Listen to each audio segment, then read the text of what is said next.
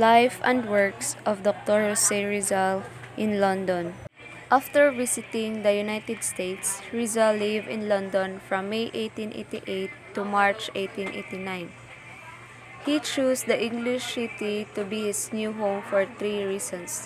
First, to improve my knowledge of the English language.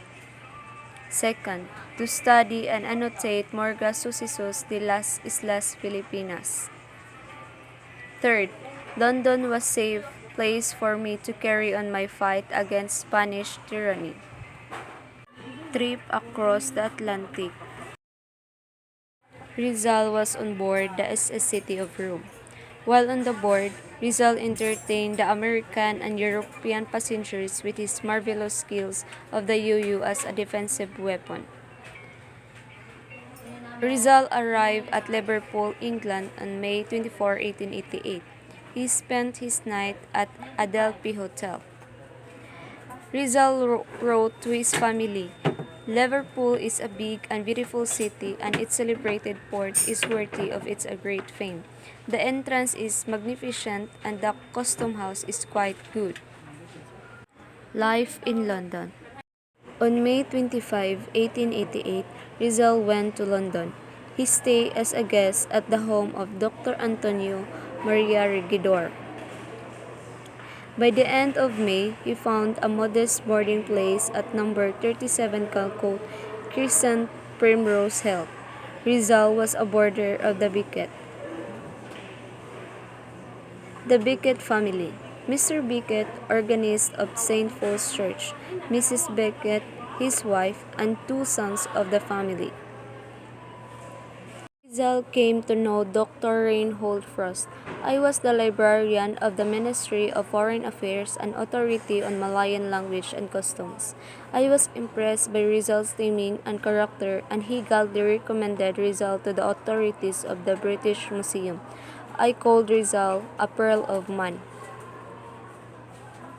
News from home. Bad news.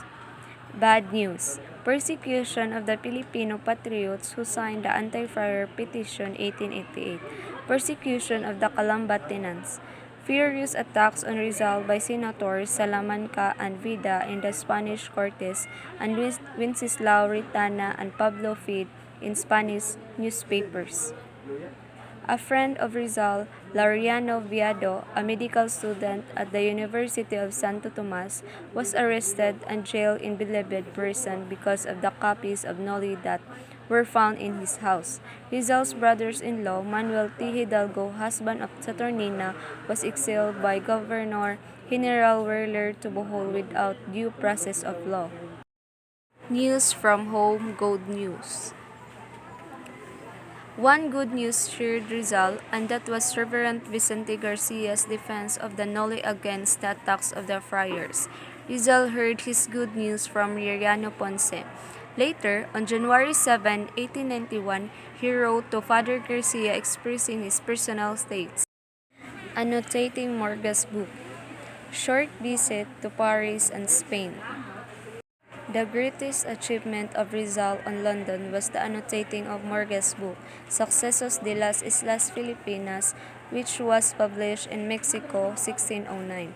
Rizal spent many days in the reading room of the British Museum poring over the pages of this book and laboriously reading the old history of the Philippines. Early in September 1888, Rizal visited Paris for a week in order to search for more historical materials bibliothèque. On December 11, 1888, Rizal went to Madrid and Barcelona, Spain. For the first time, Rizal met Marcelo del Pilar and Mariano Ponce, the two titans of propaganda movement. Christmas in London, 1888. Rizal returned to London on December 24 and spent Christmas and New Year's days with the Becketts. To his friend, Bloomingtreet, Rizal sent as Christmas gift as a bust of Emperor Augustus which he had made. To another friend, Dr. Carlos T. Pilac, Rizal gave as Christmas gift a bust of Julius Caesar. Rizal's landlady, Mrs. Beckett, knowing of his interest in magic, gave him as Christmas gift a book entitled The Life and Adventures of the Valentin Vox, the ventriloquist. Rizal becomes leader of Filipinos in Europe. By anonymous vote of all the members, Rizal was chosen honorary president of society called Asociación La Solidaridad. This was a recognition of his leadership among all Filipinos patriots in Europe. Rizal and the La Solidaridad newspaper. Graciano Lopez, China. On February 15, 1889, Graciano Lopez China founded a patriotic newspaper called La Solidaridad in Barcelona, Spain. La Solidaridad aims, first, to work peacefully for political and social reforms, to portray the deplorable conditions of the Philippines so that the Spain may be remedied them, to oppose the evil forces of reaction and medievalism. Fourth, to advocate liberal ideas and progress. And last, to champion the legitimate aspirations of the Filipino people to life, democracy, and happiness. Rizal's first article in La Solidaridad. Rizal's first article in La Solidaridad was entitled Los Agricultores Filipinos, the Filipino Farmers. It was published on March 25, 1889, 6 days after he left London for Paris. Writings in London. In La Vision del Fray Rodriguez demonstrated two things, my profound knowledge of religion and second, my biting satire. Rizal received news on Fray Rodriguez and baited attack on his knowledge. In defense, he wrote a pamphlet entitled La Vision del Fray Rodriguez, which was published in Barcelona under his pen name Dimas Alang. In London, Rizal wrote the famous Letter of the Young Woman of Malolos in Tagalog. He penned it, upon the request of Marcelo del Pilar, to praise the young ladies of Malolos of their courage to establish a school where they could learn Spanish, despite position of Father Felipe Garcia, Spanish parish priest of Malolos. Dr. Frost, editor of the Thumbner's Record, a journal devoted to Asian studies, requested Rizal to contribute some articles. In response to his request, Rizal preferred two articles which were published in June 1889, The Specimen of Tagal Folklore and Two Eastern Fables. Romance with Gertrude Beckett.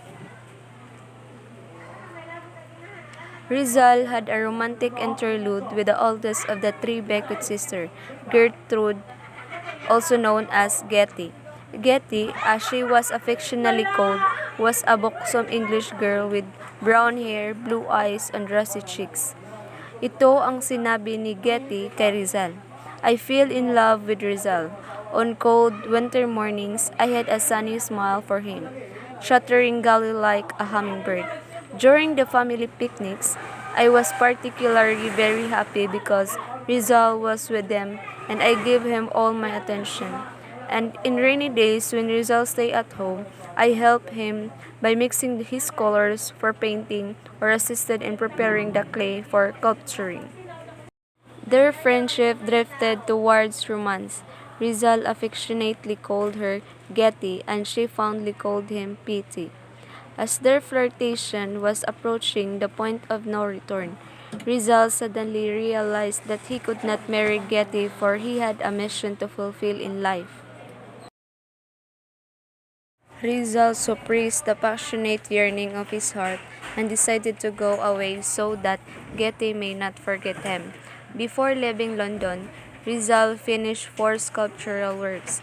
First was Prometheus Pond, second, The Triumph Death over Life, third, The Triumph of Science over Death, and last, a composite carving of the heads of the Beckett sisters, gave as farewell gift to the Beckett sisters. Adios, London. Suddenly, on March 19, 1889, he bade goodbye to the kind Beckett family and left London for Paris. He was so sad as he crossed the English Channel, for he cherished so many beautiful memories of London.